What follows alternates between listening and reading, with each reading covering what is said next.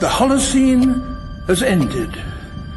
What we do now and in the next few years will profoundly affect the next few thousand years. The only conditions modern humans have ever known so far are changing, and changing fast. Nothing stays the same on this planet. Everything changes. The Earth is going into one of these jumps, and you don't know what is going to be on the other side of those jumps. The Earth is always jumping.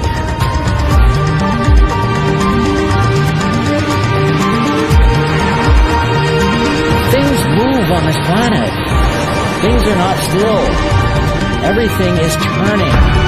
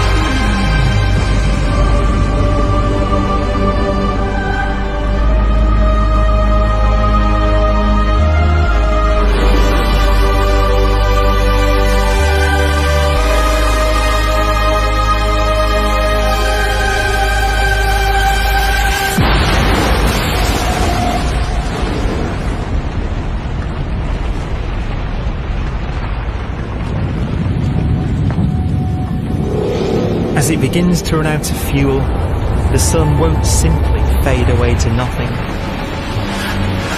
Its core will collapse, and the extra heat this generates will cause its outer layers to expand.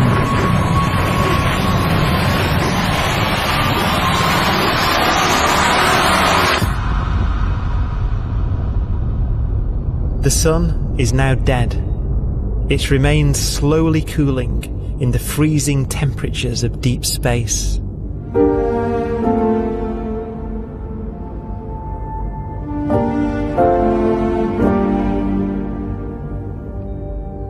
The fate of the sun is the same as for all stars. One day they must all eventually die, and the cosmos will be plunged into eternal night. All stars eventually will run out of fuel. The temperature of the universe drops. The stars, one by one, in the night sky, will turn off. And there'll be no more new stars created. And so that the universe will end not with a bang, but with a whimper. And not in fire, but in ice.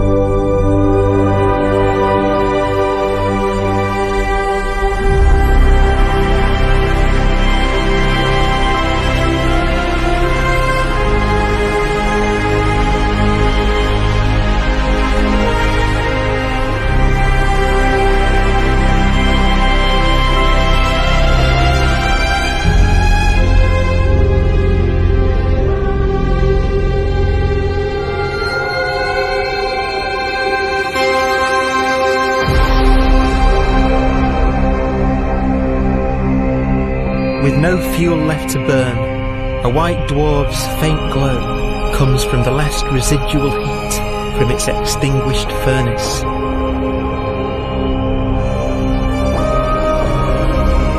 Looking at it from where the Earth is now, it would only generate the same amount of light as the full moon on a clear night.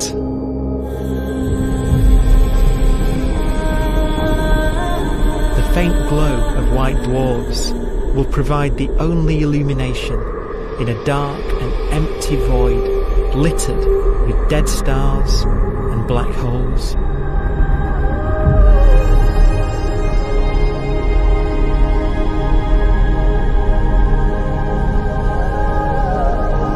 some ways it's kind of a ghost universe. It's the corpses, the zombie stars, that will take us into the future.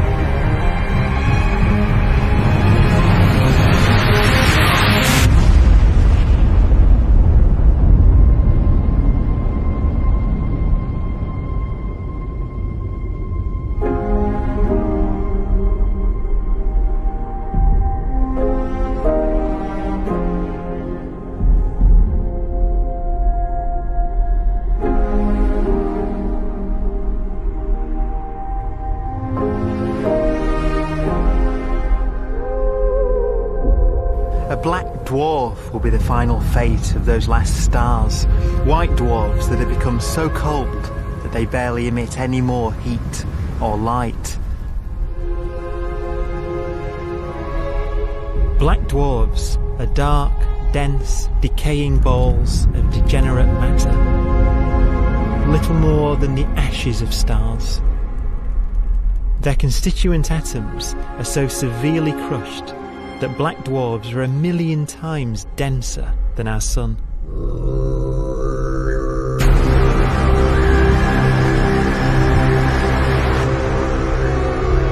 Stars take so long to reach this point. We believe there are currently no black dwarfs in the universe.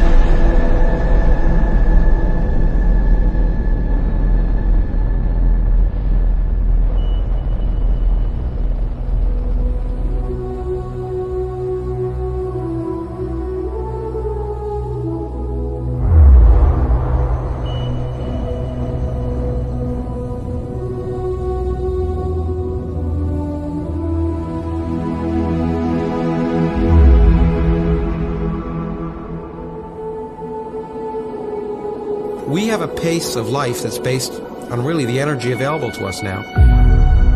You could imagine living conscious systems which have a very different pace and therefore can extend out at least a lot farther than you'd imagine otherwise. You could have a living system where if it had a thought every 10 trillion years, that would seem normal.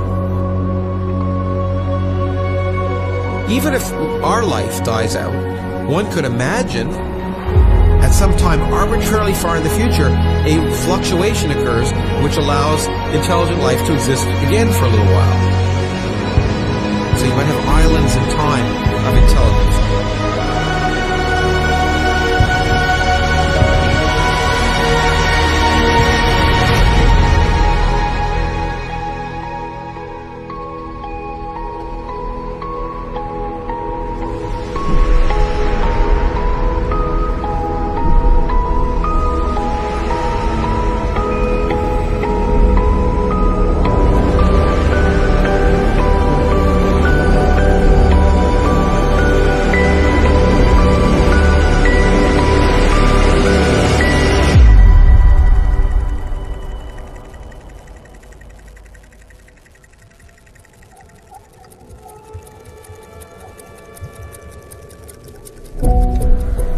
Proton, one of the fundamental building blocks of atomic matter, what makes us up, can just spontaneously fall apart.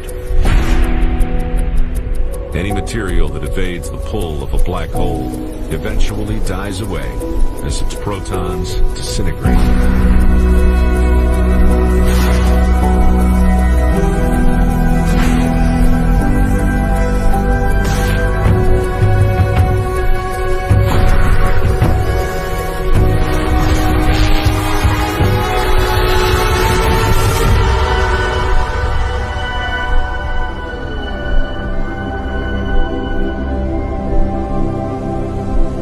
The matter inside black dwarfs, the last matter in the universe, will eventually evaporate away and be carried off into the void as radiation, leaving absolutely nothing behind.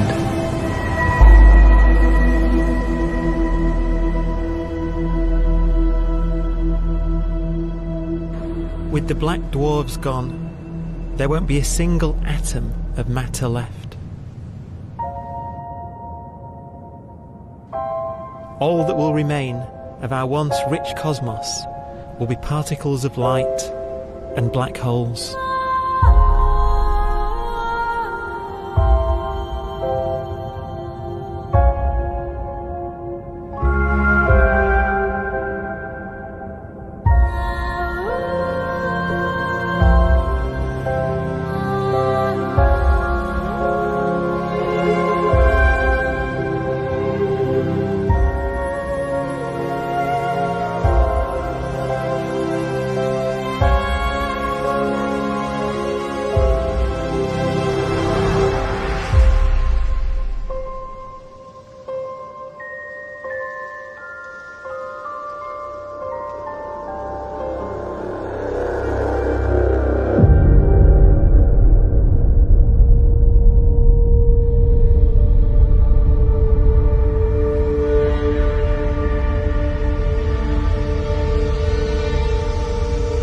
The arrow of time creates a bright window in the universe's adolescence, during which life is possible. But it's a window that doesn't stay open for long. As a fraction of the lifespan of the universe, as measured from its beginning to the evaporation of the last black hole, life, as we know it, is only possible for 1,000th of a billion billionth billion billion billionth billion billion billionth of a percent.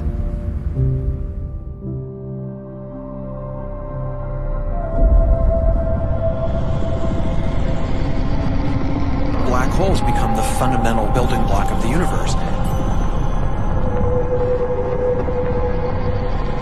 A galaxy will basically be a supermassive black hole in a center with smaller black holes orbiting it. Zombie galaxies filled with black holes continue to evolve. They'll lead each other and they'll get bigger, and maybe they'll fall into the supermassive black hole and it'll get bigger. The universe will still be an exciting, dynamic place. It's just that the timescales you're talking about are now trillions of years instead of thousands or millions of years.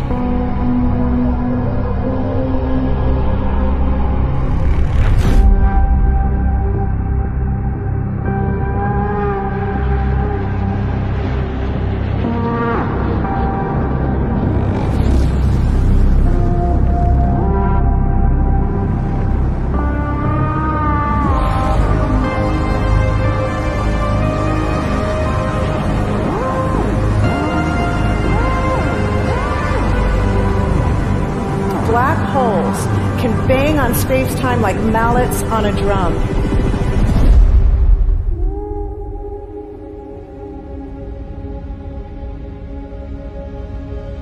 And they have a very characteristic song.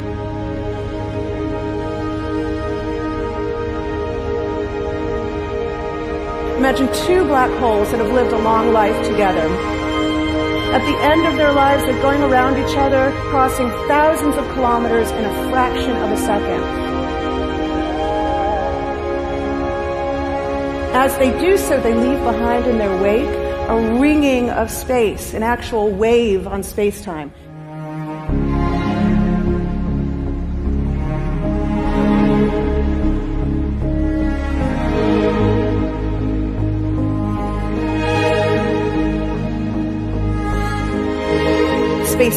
squeezes and stretches as it emanates out from these black holes banging on the universe. Those are the gravitational waves. They are literally the sounds of space ringing. And they will travel out from these black holes at the speed of light as they ring down and coalesce to one spinning, quiet black hole.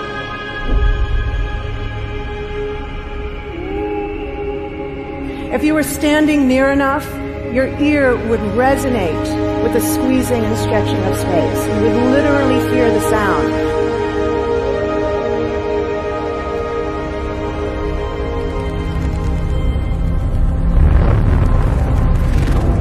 Imagine a lighter black hole falling into a very heavy black hole. The sound you're hearing is a light black hole banging on space each time it gets close.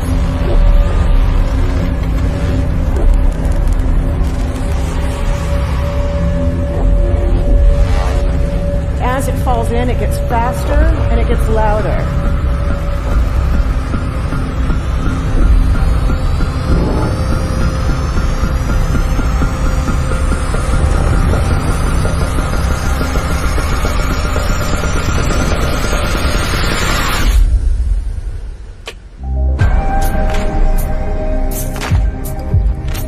Scientists used to think black holes were immortal, but even these will one day die. Now we're talking about timescales of unimaginable length, quadrillions of years into the future. On that timescale, even the black holes begin to evaporate.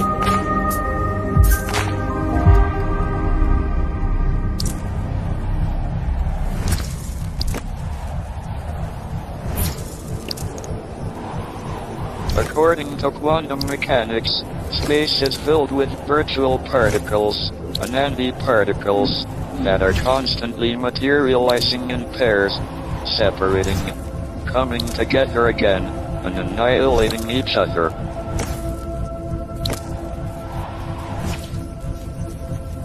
In the presence of a black hole, one member of a pair of virtual particles may fall into the hole, leaving the other member without a partner with which to annihilate. The forsaken particle appears to be radiation emitted by the black hole. And so, black holes are not eternal.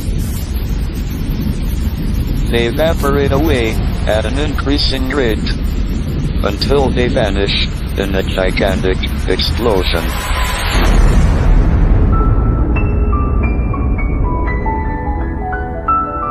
Quantum mechanics has allowed particles and radiation to escape from the ultimate prison, a black hole.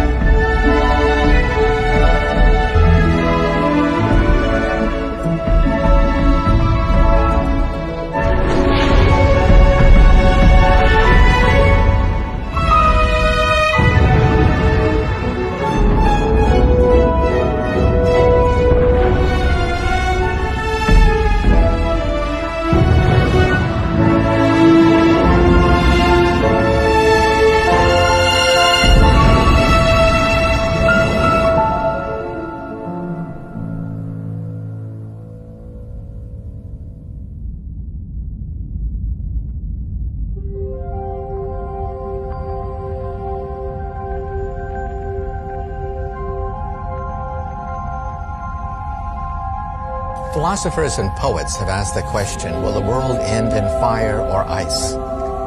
We can now give an answer.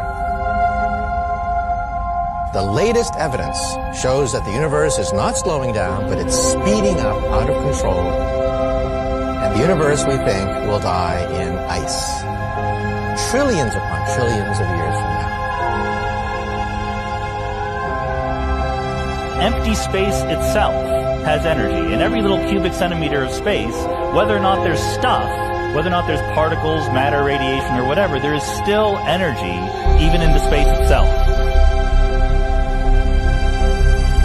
And this energy, according to Einstein, exerts a push on the universe.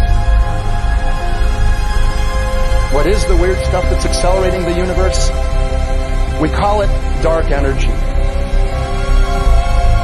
And this stuff is the dominant stuff of the universe. Almost 3/4 of the matter-energy content of the universe is this dark energy. And we don't know what it is. Dark energy, unlike matter or radiation, does not dilute away as the universe expands. This has crucial implications for what the universe is going to do in the future. So what will be the future of the universe? Well, if the dark energy remains dominant and repulsive, the universe will expand forever.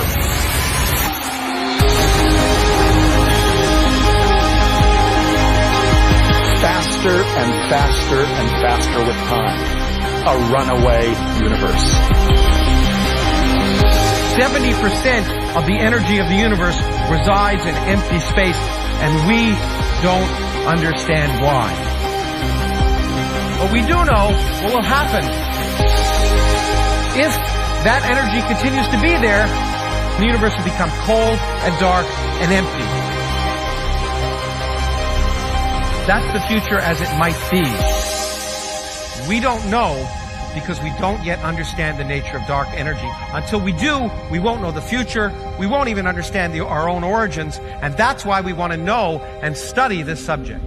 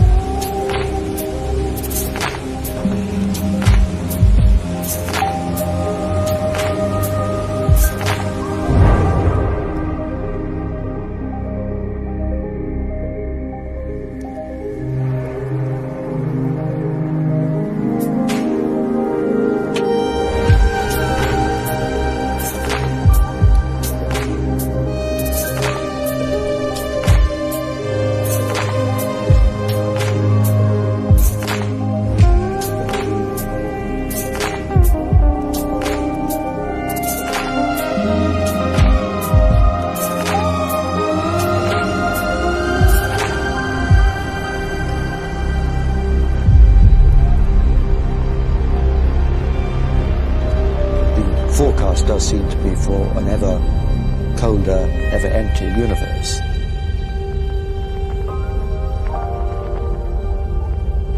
But then, of course, we have to ask, could that end lead to a new beginning? And there are ideas whereby what actually is the end of our universe could in some sense be linked to the beginning of a new one.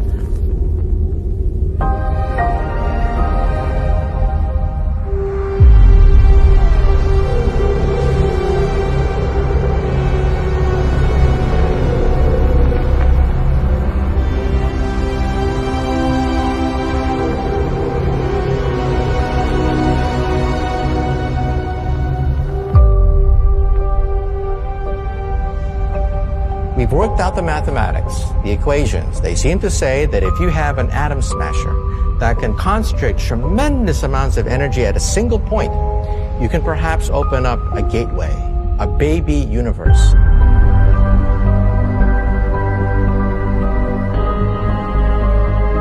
Facing the death of everything there is, this perhaps is their only possibility of escape. And this also raises a very intriguing possibility, sheer speculation of course, that perhaps any universe that has intelligent life in it will create baby universes, will create lifeboats, and proliferate child universes. So an evolution may take among universes in the multiverse. Survival of the fittest may take place. So those universes which do not have intelligent life are infertile. They have no children. But those universes that have mild temperatures, stars like us, would create civilizations that could open up child universes, and they would then proliferate.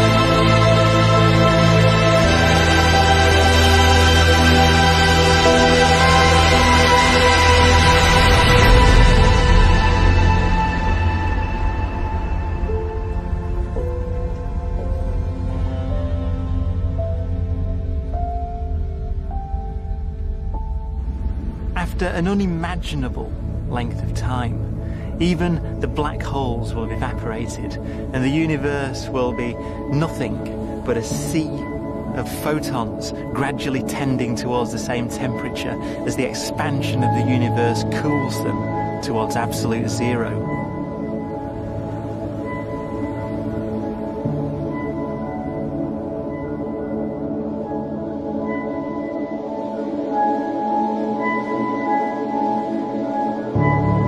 Once the very last remnants of the very last stars have finally decayed away to nothing, and everything reaches the same temperature, the story of the universe finally comes to an end. For the first time in its life, the universe will be permanent and unchanging. Entropy finally stops increasing because the cosmos cannot get any more disordered. Nothing happens, and it keeps not happening forever.